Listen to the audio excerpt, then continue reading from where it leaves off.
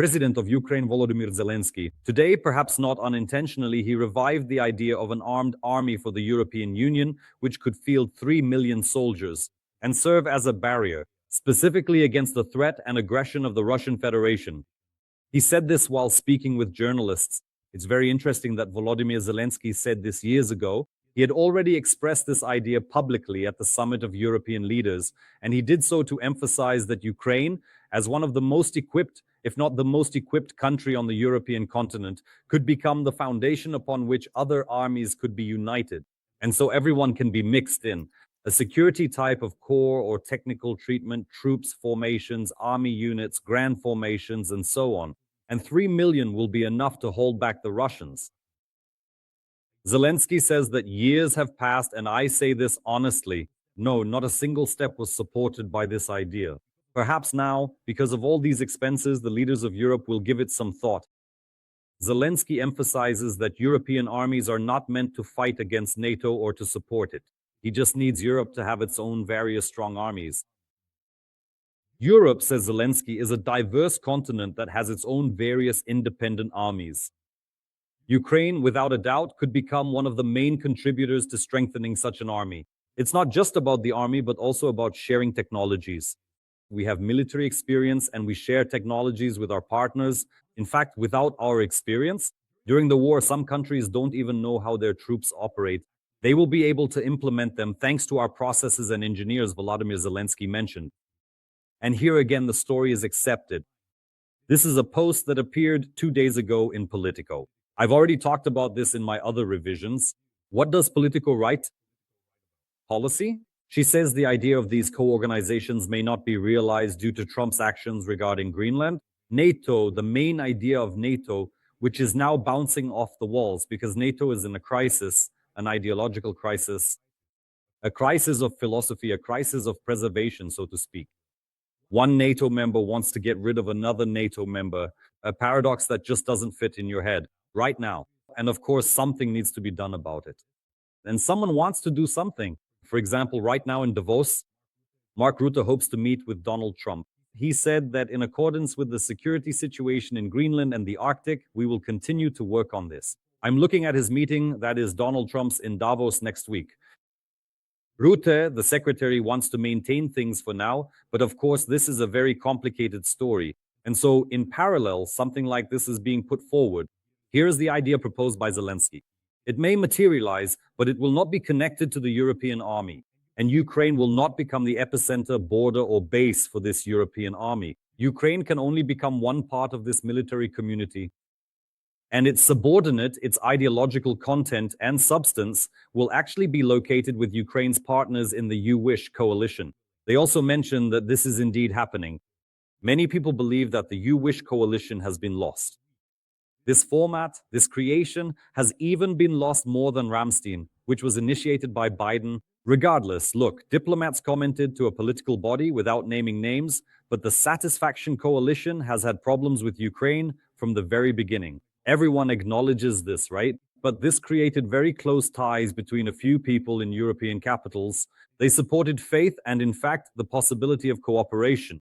These capitals and their representatives know each other by name, and it's easy for them to start a conversation and send things to each other, to one another. Politico says that potentially the format, the coalition of the willing, could become the foundation of a new objective allied alliance in an era when the US no longer supports NATO and European security. The new group does not equate the West with America, but it also does not assume that this will happen automatically. And America will not be central, meaning NATO can continue to exist. And this is in parallel. This is very similar to what Zelensky proposes and what Europeans mention. But you see, if Europeans create something like this, they still don't want to give Ukraine the leading role. This is a very respected and long-standing tradition.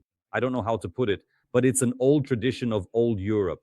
Or, Europe is often seen as some kind of younger sibling who still has to find their own way. These countries still have to find a way to overcome many difficult and challenging circumstances, including widespread social breakdown, major revolutions, systemic corruption, and even harsh realities, experiencing war. That's the foundation of it. Macron, by the way, today I don't think he specifically mentioned a European army. But Macron, as the representative of a historically significant and influential nation like France, said today during his address in Davos that the global landscape has undergone a profound transformation, and that all of us across the European continent are entering a completely new era, if you will, a period I don't know, of unprecedented geopolitical turbulence and uncertainty. And actually, let's listen to what he said.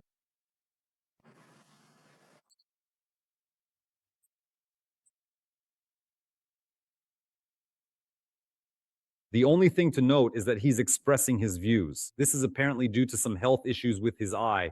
Macron says, "We are entering a world without rules." The USA, he says, is trying to destroy Europe and constantly demands more and more concessions from Europe. In fact, Europe needs to defend itself against this. And there are mechanisms for financial losses, and maintaining international stability. President Macron is now trying to. Interestingly, the legendary producer who worked alongside Tom Cruise on the original Top Gun film actually shares a striking resemblance to a prominent European political leader. Beyond his cinematic achievements, it turns out that he is the visionary entrepreneur responsible for manufacturing those iconic aviator sunglasses. While his factories possess the capability to produce an endless variety of eyewear styles for the global market, he specifically chose to focus on the classic designs that have become synonymous with the rugged police officers and elite fighter pilots frequently portrayed in high-octane American action movies. And an army of 3 million soldiers, and you get the full picture. The European continent is now developing a comprehensive Plan B, and this alternative Plan B turns out not to be fully ready. The Russians, who were not in agreement, really don't like it. We need to look at the situation that is unfolding only at the major evening diplomatic meeting taking place in Alaska, and we are still sincerely hoping that this understanding will continue to maintain its original strength and significance. Although we can understand how, almost hysterically and with growing desperation, the peoples of Europe and President Zelensky, together with his entire leadership team, are trying to pull the United States away from its current stance. Current established position on this everything that exists around us in the physical world, occupying space and possessing mass, can be fundamentally defined as matter. The same thing is happening with the Russian Federation. It annexes territories for the security of the Russian Federation and defines the territories of independent states.